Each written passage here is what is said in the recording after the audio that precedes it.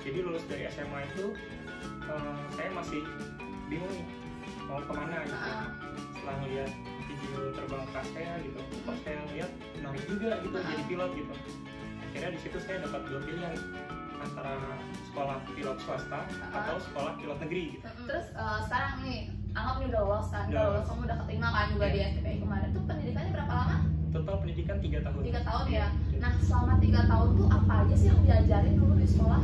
Jadi untuk itu terbagi menjadi dua, yaitu ada ground school dan flightnya ya. Untuk ground school itu materi-materi penerbangan kayak peraturan penerbangan di udara apa aja, habis itu bagaimana mengkalkulasi performance pesawat kita, terus diajarkan juga bagaimana berkomunikasi dengan petugas HTC di darat gitu. Habis itu diajarkan juga bagaimana menghitung fuel economy agar pesawat ini safe mendarat di bandara tujuan dengan fuel yang udah kita kalkulasi gitu. Jadi kayak ngitung juga nih berapa kira-kira bahan bakar yang dibutuhin. Betul. Jadi kita kalau misalnya terbang nggak bisa asal terbang gitu. Semuanya harus kita pastikan safe sampai kemungkinan terburuk. Misalnya di bandara tujuan tiba-tiba cuaca buruk, kita nggak bisa landing di sana, otomatis kita harus divert ke bandara lainnya. Itu harus kita persiapkan sebelum memulai penerbangan. Terus kayak ujiannya tuh dulu apa aja sih kalau pas masih ini? Pas masih training itu, kalau misalnya ujian di kelas itu sama, kita mengerjakan soal juga dengan soal-soal yang diberikan dari DKU itu ya. DKU itu apa? DKU itu Direktorat Kelayakan Udara. Jadi dia bagian yang regulator yang mensertifikasi sekolah-sekolah penerbangan untuk menjaga tetap kompeten siswa-siswanya. Jadi kalau untuk ujian di kelas sama, kita ngerjain soal biasa. Nah untuk terbangnya kita dites biasanya keakurasian kita, handling kita gitu, keapalan prosedur kita gitu. Biasanya dikasih emergensi, misalnya kayak tiba-tiba mesinnya mati nih, kita harus ngapain gitu. Lebih kayak study case gitu ya. Case, betul. Jadi kita juga dites decision making kita. Kalau misalnya kita dalam kondisi kayak gini, apa nih yang harus kita lakukan gitu. Nah itu biasanya udah dipersiapkan di simulator. Terus ujian juga ada namanya radio instrument itu tes. Jadi kita bagaimana kelihayan kita, kemampuan kita untuk menerbangkan pesawat hanya dalam melihat dalam gitu, menggunakan alat yang namanya radio instrument itu di pesawat. Terus pengalaman paling berkesan selama sekolah dulu tuh apa? Pengalaman paling berkesan itu otomatis itu ya pas pertama kali diperbolehkan terbang sendiri gitu. Bawa pesawat sendiri ya? Itu masuk tes gitu nggak sih atau gimana? Jadi sebelum diperbolehkan kita dites dulu sama instruktur yang mengetes kita gitu. Tesnya itu kayak kamu bawa pesawatnya terus dia ikut di belakang gitu modelnya atau gimana? Iya, jadi kita pertama kali mau dilepas itu pasti dites instruktur di kanan kita. Cuman dia hanya menilai kita, nggak ngebantuin kita sama sekali gitu. Kita dikasih seolah-olah nih pesawatnya engine-nya mati, kita bisa ngatasin nggak gitu. Seolah-olah pesawatnya ini apa namanya lagi di ketinggian, harus mendarat segera gitu, bisa nggak kita ngatasinnya kayak gitu. Biasanya kalau misalnya instrukturnya udah percaya sama kita, dia langsung melepas kita untuk membawa pesawat itu sendirian. Dan nggak semuanya bisa untuk terbang solo gitu, untuk terbang situ, soalnya dilihat dari bakat gitu kan.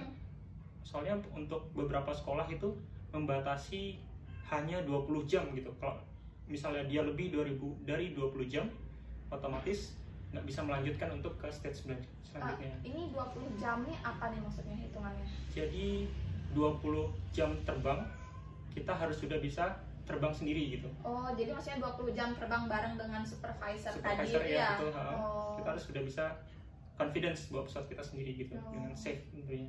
Habis itu kamu pertama kali bawa pesawat sendiri waktu itu? Itu pertama kali. Saya dilepas di jam ke-13 sama instruktur saya.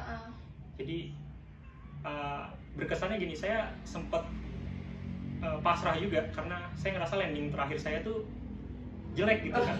Harusnya landing itu smooth gitu kan, sekali touch gitu. Nah ini karena saya saking groginya terbang dengan instruktur senior gitu kan, pesawat saya ketika mendarat, pesawat saya mantul dan terbang lagi gitu. Cuman akhirnya dengan apa ya, saya juga refleks, saya recovery pesawat saya, akhirnya landing kedua baru bisa gitu. Di situ saya udah pasrah aja, saya diem aja. Saya kok nggak bilang apa-apa gitu. Akhirnya setelah saya udah mau parkir, udah pasrah, wah saya kayaknya ngulang nih gitu kan.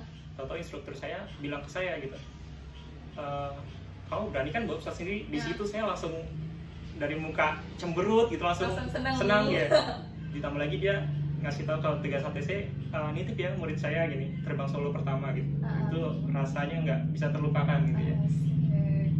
Wah, berapa lama tuh waktu itu bawa pesawatnya sendiri? Bawa pesawat sendiri pertama kali itu 30 menit. Oh, di mana tuh ininya pesawatnya, mulai dari landing sama mendaratnya itu di mana tekniknya? Jadi untuk terbang pertama kali itu kita hanya di sekitar bandara aja.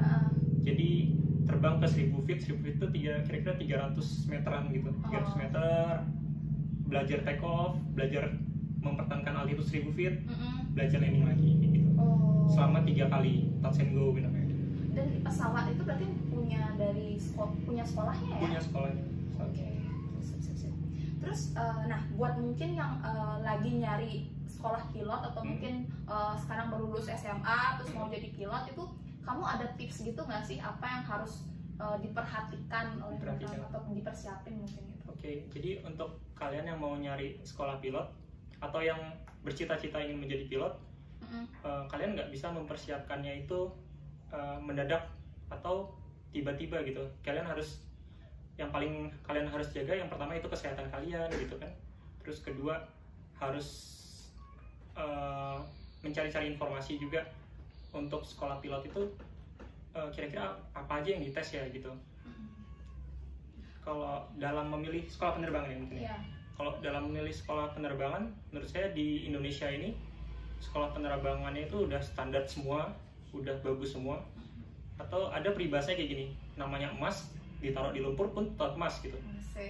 Jadi bagi kalian, misal kamu dapat sekolah penerbangan yang kata orang sekolahnya itu kayak gitu, sekolahnya itu kayak gitu gitu, itu balik lagi tergantung di kalian ya. Kalau kaliannya bisa tetap menjaga kompetensi kalian, tetap bisa belajar dengan sungguh-sungguh, nggak main-main doang gitu, pasti nggak kalah saing sama sekolah-sekolah penerbangan lainnya. Ya.